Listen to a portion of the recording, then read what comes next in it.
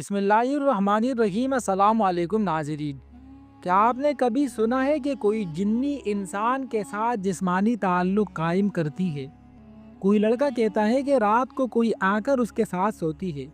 کوئی لڑکی چیختی ہے کہ کوئی اندیکھے ہاتھ اس کے جسم کو چھوتے ہیں۔ ناظرین، یہ سب کیا ہے؟ محض وہم، نفسیاتی بیماری یا واقعی دنیا میں کوئی اندیکھی مخلوق ہے جو انسانوں کے ساتھ جسمانی اور جنسی تعلق قائم کرتی ہے؟ آج ہم ایک ایسے راز سے پردہ اٹھائیں گے جو شاید آپ کے ہوش اڑا دے۔ ناظرین، سب سے پہلے ہم آتے ہیں جنات کے وجود کی طرف کہ کیا دنیا میں جنات نامی مخلوق موجود ہے یا نہیں۔ وہ لوگ جو کسی مذہب کو ماننے والے نہیں ہیں وہ جنات کے وجود کا انکار کرتے ہیں، مگر حقیقت یہ ہے کہ دنیا میں جنات کا وجود 100% کنفرم ہے۔ قرآن کریم میں تو اللہ رب العزت نے باقاعدہ جنات کے نام سے ایک سورت سورہ جن کے نام سے نازل فرمائی ہے۔ ارشاد باری تعالیٰ ہے وَخَلَقَ الْجَانَّ مِن مَارِجٍ مِّن نَار، اور جنات کو آگ کے شعلے سے پیدا کیا۔ اسی طرح اللہ کے نبی صلی اللہ علیہ وسلم جب دنیا میں مبعوث ہوئے اور آپ نے انسانوں کو خیر اور بلائی کی طرف بلانا شروع کیا تو ایک دن آپ کی ملاقات بھی جنات سے ہو گئی۔ قرآن کریم کی سورہ احقاف میں اس کا ذکر ملتا ہے، اور سیرت کے متعدد کتابوں میں لکھا ہے کہ طائف کے سفر سے واپسی پر 9 جنوں کا آپ صلی اللہ علیہ وسلم کے پاس سے گزر ہوا۔ وہ نصیبین کے رہنے والے تھے، یہ شام کے ایک شہر کا نام ہے۔ آپ صلی اللہ علیہ وسلم اس وقت نماز پڑھ رہے تھے۔ جنات نے آپ صلی اللہ علیہ وسلم کی قرأت کی آواز سنی تو اس وقت مسلمان ہو گئے۔ پہلے وہ یہودی تھے۔ طائف سے واپسی پر آپ صلی اللہ علیہ وسلم مکہ مکرمہ میں داخل ہوئے تو حرم شریف میں تشریف لائے اور بیت اللہ کا طواف فرمایا۔ اس کے بعد آپ گھر تشریف لے گئے۔ ادھر 9 جن جب اپنی قوم میں گئے تو انہوں نے باقی جنات کو بھی آپ صلی اللہ علیہ وسلم کے بارے میں بتایا۔ چنانچہ وہ سب کے سب مکہ پہنچے۔ انہوں نے حجون کے مقام پر قیام کیا اور ایک جن کو آپ صلی اللہ علیہ وسلم کی خدمت میں بھیجا۔ اس نے آپ صلی اللہ علیہ وسلم سے عرض کیا کہ میری قوم حجون کے مقام پر ٹھہری ہوئی ہے، آپ وہاں تشریف لے چلیے۔ آپ صلی اللہ علیہ وسلم نے ان سے وعدہ فرمایا کہ آپ رات میں کسی وقت حجون آئیں گے۔ حجون مکہ کے ایک قبرستان کا نام تھا۔ رات کے وقت آپ صلی اللہ علیہ وسلم وہاں پہنچے۔ عبداللہ ابن مسعود رضی اللہ تعالیٰ عنہ آپ کے ساتھ تھے۔ حجون پہنچ کر آپ صلی اللہ علیہ وسلم نے عبداللہ ابن مسعود کے گرد ایک خط کھینچ دیا اور فرمایا کہ اس سے باہر مت نکلنا۔ اگر تم اس دائرے سے تم نے باہر قدم رکھ دیا تو قیامت کے دن تک تم مجھے نہیں دیکھ پاؤ گے اور نہ ہی میں تمہیں دیکھ سکوں گا۔ ایک روایت کے مطابق آپ نے عبداللہ ابن مسعود سے فرمایا کہ میرے آنے تک تم اسی جگہ رہو، تمہیں کسی چیز سے ڈر نہیں لگے گا، نہ کسی چیز کو دیکھ کر ہول محسوس ہوگا۔ اس کے بعد آپ صلی اللہ علیہ وسلم کچھ فاصلے پر جا کر بیٹھ گئے۔ اچانک آپ کے پاس بالکل سیاہ فام لوگ آئے۔ یہ کافی تعداد میں تھے اور آپ صلی اللہ علیہ وسلم پر ہجوم کر کے ٹوٹے پڑ رہے تھے، یعنی قرآن پاک سننے کی خواہش میں ایک دوسرے پر گر رہے تھے۔ اس موقع پر عبداللہ ابن مسعود رضی اللہ تعالیٰ عنہ نے چاہا کہ آگے بڑھ کر ان لوگوں کو آپ صلی اللہ علیہ وسلم کے پاس سے ہٹا دے، لیکن پھر انہیں آپ صلی اللہ علیہ وسلم کا ارشاد یاد آ گیا اور اپنی جگہ سے نہ ہلے۔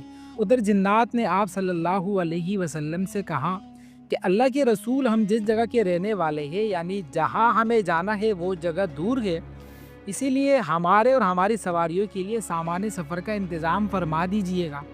جواب میں آپ صلی اللہ علیہ وسلم نے فرمایا، ہر وہ ہڈی جس پر اللہ کا نام لیا گیا ہو جب تمہارے ہاتھوں میں پہنچے گی تو پہلے سے زیادہ پرگوش ہو جائے گی، اور یہ گوبر تمہارے جانوروں کا چارہ ہے۔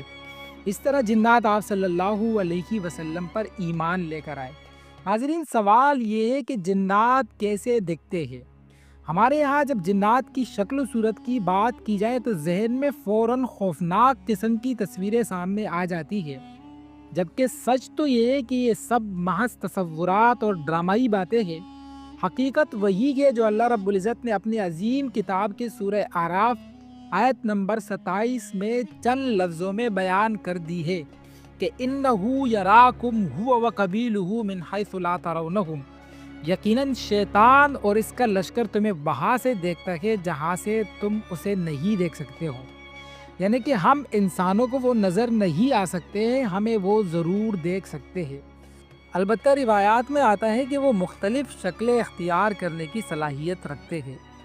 بعض دفعہ انسان کی شکل میں آ جاتے ہیں، کبھی سام بن کر، کبھی کالی بلی کتا وغیرہ بن کر۔ دلائل النبوہ سیرت کی ایک بہت ہی مشہور کتاب ہے، اس میں ایک بہت ہی دلچسپ روایت بیان کی جاتی ہے کہ عبداللہ کے ساتھی حج کو جا رہے تھے، راستے میں ہم نے دیکھا کہ ایک سفید رنگ کا سانپ راستے میں لوٹ رہا ہے اور اس سے مشک کی خوشبو اڑ رہی ہے۔ ابراہیم کہتے ہیں میں نے اپنے ساتھیوں سے کہا کہ تم سب جاؤ، میں یہاں ٹھہر جاتا ہوں، دیکھو تو اس سانپ کا کیا ہوتا ہے۔ چنانچہ وہ چل دیے اور میں ٹھہر گیا۔ تھوڑی دیر گزری ہوگی کہ وہ سانپ مر گیا۔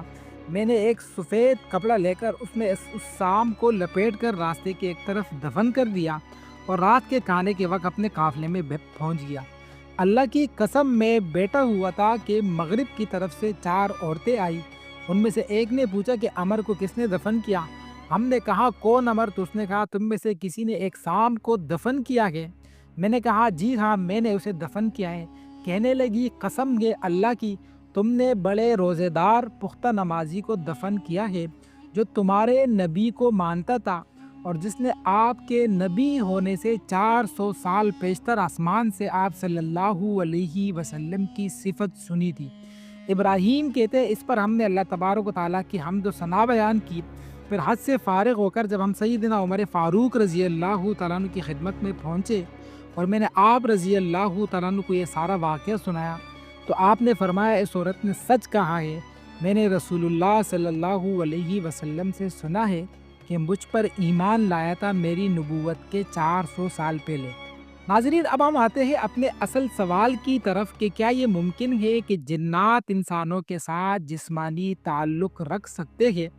ناظرین، جنات میں بھی 2 طرح کی مخلوق پائی جاتی ہے، ایک خدا تعالیٰ کی فرما بردار مخلوق جبکہ دوسری شیطان اور خبیث مخلوق۔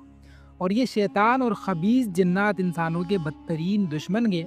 قرآن کریم اور احادیث مبارکہ کے مطالعے سے یہ بات سامنے آتی ہے کہ اللہ تعالیٰ اور اس کے پیارے رسول صلی اللہ علیہ وسلم نے اس خبیث مخلوق سے ہمیشہ پناہ مانگنے کی تاکید کی ہے۔ محققین اہل علم کا موقف یہ ہے کہ جنات اور انسانوں میں جنسی تعلق ممکن نہیں ہے۔